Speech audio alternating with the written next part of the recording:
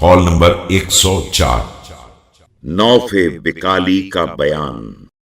بسم اللہ الرحمن الرحیم۔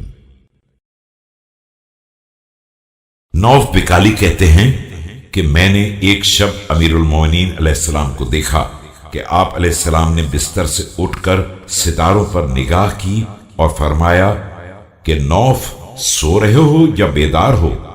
میں نے عرض کیا کہ حضور جاگ رہا ہوں۔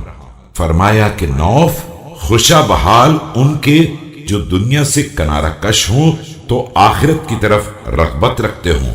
یہی وہ لوگ ہیں جنہوں نے زمین کو بستر بنایا ہے اور خاک کو فرش، پانی کو شربت قرار دیا ہے اور قرآن و دعا کو اپنے ظاہر و باطن کا محافظ۔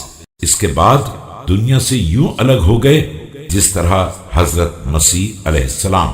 نوف دیکھو، داؤد علیہ السلام رات کے وقت ایسے ہی موقع پر قیام کیا کرتے تھے اور فرماتے تھے کہ یہ وہ ساعت ہے جس میں جو بندہ بھی دعا کرتا ہے پروردگار اس کی دعا کو قبول کر لیتا ہے، مگر یہ کہ سرکاری ٹیکس وصول کرنے والا، لوگوں کی برائی کرنے والا، ظالم حکومت کی پولیس والا یا سارنگی اور ڈھول تاشے والا ہو۔